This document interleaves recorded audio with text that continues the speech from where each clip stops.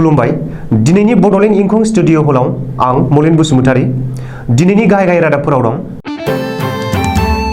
उन्दै हिनजावसा एप्रिल बसुमतारीखौ मोजां फाहामथाय होनो थाखाय नखरनिया रां अनसुंथाइ नागिरदों। गसाइगावआव बिसायख'थिनि हिंसा बिपिएफ दोलोनि मावख' सावदों।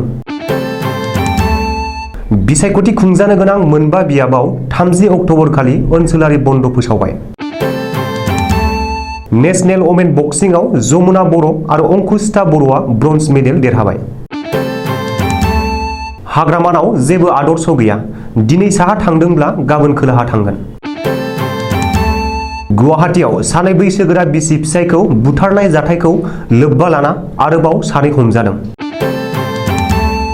हादोरारि राजा लामायाव गारिनि गोख्रैथिया 80 किल'मिटारनि बांसिन जानो मोना, मिरु सोरखारनि बिथोन। बिजनी कुक्लुं रेन्जआव बिष्णुपुर ओनसोलनिफ्राय मैदेर हाथाइजों लोगोसे सानै हमजादों। महाराष्ट्रनि नासिकआव इनकाम टेक्स बिफाननि सिग्रोमनाय। दानिया फैदो आबुं रादाबाव।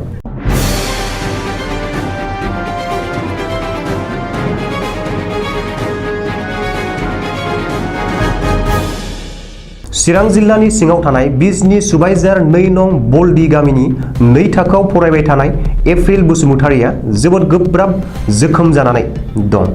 एप्रिल बसुमतारीया 7 बोसोर बैसोनि उन्दै हिनजावसा। बिनि बिमानि मुङा फुइन' दैमारि आरो बिफानि मुङा इमानुएल बसुमतारी।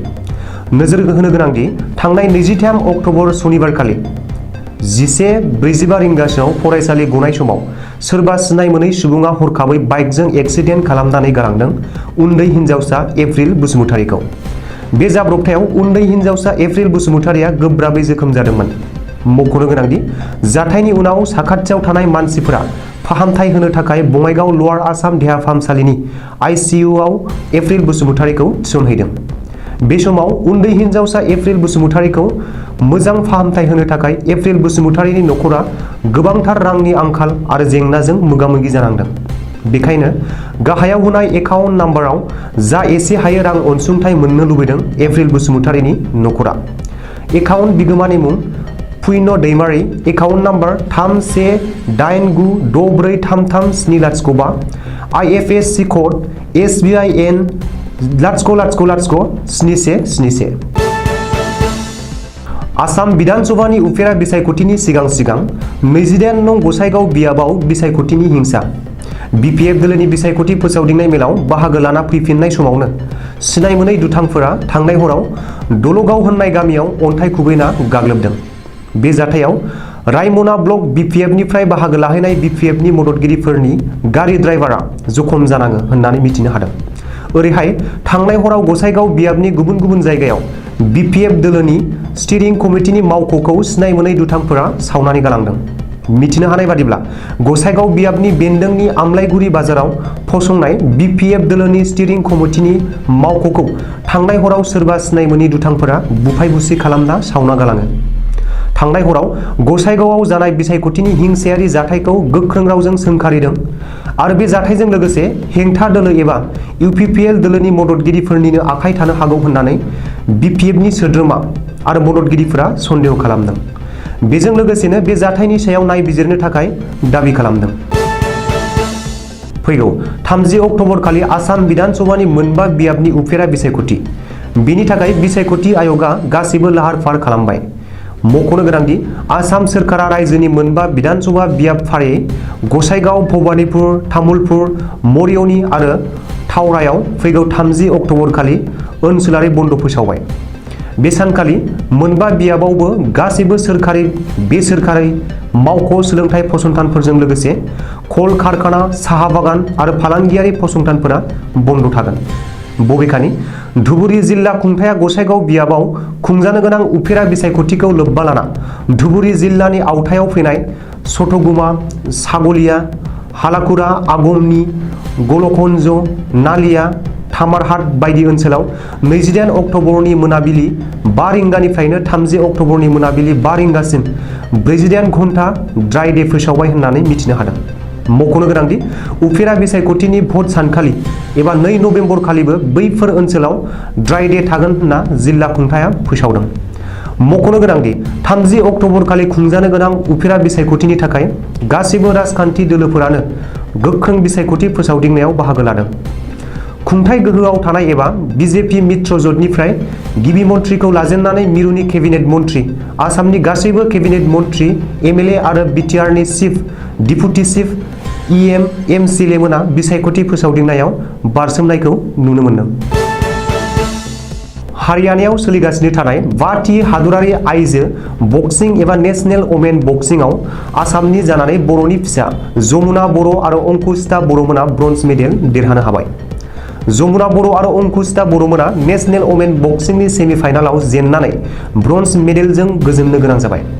मंगलबार खालि 54 केजि लिरथाय इभेन्टनि सेमिफाइनालाव आगु आइवा वर्ल्ड बक्सिंआव ब्रन्ज मेडेल देरहानो हानाय बक्सार जमुना बर'आ हारियानानि बक्सारनि आखायाव जेननो गोनां जायो। ओरैहाय आसामनि गुबुन सासे जाफुंसार आइजो बक्सार आरो जुनियर वर्ल्ड बक्सिं चेम्पियन अंकुसिता बर'आ 66 केजि लिरथायनि सेमिफाइनेलाव गोदान दिल्लीनि बक्सार अन्जना तुट्टीनि आखायाव जेननो गोनां जायो। मिथिनो हानाय बादिब्ला अंकुसिता बर'आ सेमिफाइनेलाव जेननायखौ बिथांनि कच त्रिदिप बराया गोरलैयैनो गनायनानै लायाखै आरो बेनि हेंथायै 5थि नेशनेल वमेन बक्सिंखौ बानजायनाय कमिटिनो नालिसबो होनाय जादों। मख'नो गोनांदि वर्ल्ड बक्सिंआव ब्रन्ज मेडेल आवथायनो हानाय आसामनि गुबुन सासे बर' फिसा भाग्यवती कछारीया नेशनेल वमेन बक्सिंनि फाइनेलाव हाबबाय। भाग्यवती कछारीया दिनै गल्ड मेडेलनि थाखाय फाइनेलाव मेच गेलेगोन। ओरैहाय ढेकियाजुलियाव जोनोम मोननाय जमुना बर' आरो अंकुसिता बर'मोना 5थि नेशनेल वमेन बक्सिंआव ब्रन्ज मेडेल देरहानो हानायाव जायगानि एमएलए आरो आसामनि केबिनेट मन्थ्रि अशोक सिंघालआ जोबोरैनो गोजोननाय फोरमायदों। बिपिएफनि आफादगिरि आरो बिटिसिनि बारग' गाहाय हाग्रामा महिलारिनाव जेबो नीति आदर्श गैया। दिनै साहा थांदोंब्ला गाबोन खोलाहा थांगोन। बे बाथ्राखौ बुंदों इउपिपिएल दोलोनि मावफुं आफादगिरि रोनगोरा नार्जारिया। मिथिनो हानाय बादिब्ला मंगलबार खालि मोनाबिलियाव बाक्सा जिल्लानि सालबारि महकुमानि भबानिपुर बिधानसभा बियाबाव मित्र जोटनि बिजाथि फणिधर तालुकदारनि जानानै बिसायख'थि फोसावदिंनायाव बाहागो लाना खौरांगिरिजों मोगा-मोगियाव रोनगोरा नार्जारिया हेंथा दोलो आरो हाग्रामा महिलारिखौ गोख्रों रावजों सावरायो। मख'नो गोनांदि हाग्रामा महिलारिनि रावफोरावबो जेबो रोखोमनि आयेन, आब्रुथि आरो आदर्श गैया। बेजों लोगोसेनो हाग्रामाया आदर्श गैयै हाबाफोर मावगासिनो दं। बेनिखायनो रायजो राजाफोरा हाग्रामा महिलारिखौ जेबो बेसेन होला होननानैबो रोनगोरा नार्जारिया बुंदों। बबेखानि बे समाव रायजो राजाफोरा गोजोन, खौसेथि आरो जौगानायखौ नागिरदों। रायजो राजाया सोरनिबा नंखाय बांसावनायखौ मोजां मोना।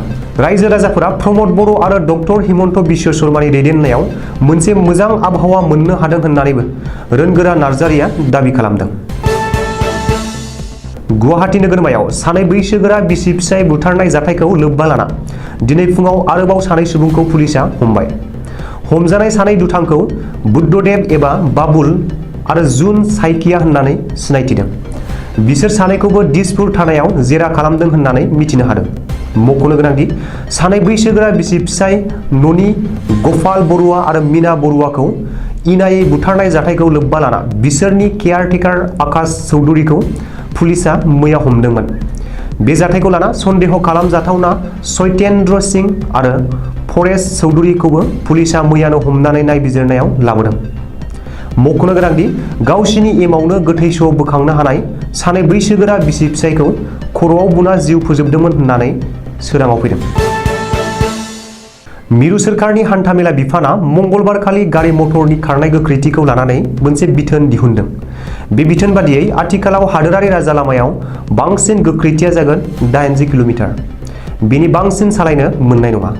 बेबादिनो मिरु सोरखारनि हान्थामेला बिफाना गोबां बिथिङाव बिथोन फोसावनाय होदों। जेरै 4 लेन लामायाव 80 किल'मिटार, डाबल लेनआव 60 निफ्राय 70 किल'मिटार, इन्टारमिडियेट लेनआव 50 किल'मिटार आरो गुबुन गुबुन लामायाव 40 किल'मिटार थि खालामनानै होदों।